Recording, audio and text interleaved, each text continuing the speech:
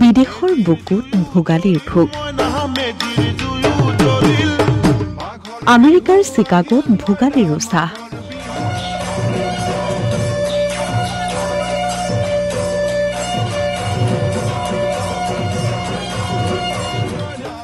চিৰা পিঠা লাৰু দৈৰ পৰা মাটিমাহৰ খাৰলৈকে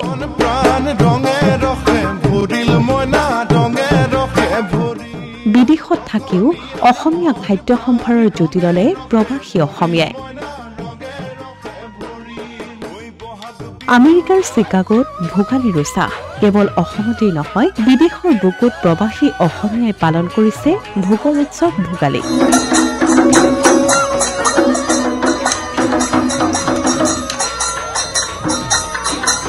মাঘৰ বিহুৰ উৰুকাৰ দিনা বন্ধ নথকাৰ বাবে এদিন আগতেই মাঘ বিহু পালন কৰি আনন্দত মতলীয়া চিকাগোত বাস কৰা প্ৰবাসী অসমীয়া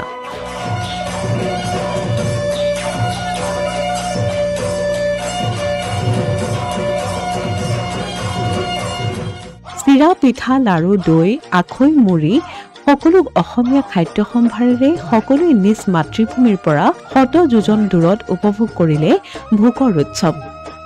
তাৰোপৰি মাছ মাংস মাটি দালিৰ খাৰ বিভিন্ন ধৰণৰ পিটিকাকে ধৰি অসমীয়া পৰম্পৰাগত খাদ্যৰে সকলোৱে একেলগে মিলি খালে উৰুকাৰ ভোজ বিভিন্ন অসমীয়া গীত নৃত্যৰ লগতে নতুন প্ৰজন্মক নিজ শিপাৰ লগত চিনাকি কৰি দিয়াৰ উদ্দেশ্যৰে আয়োজন কৰা হ'ল টেকেলি ভঙা খেলৰো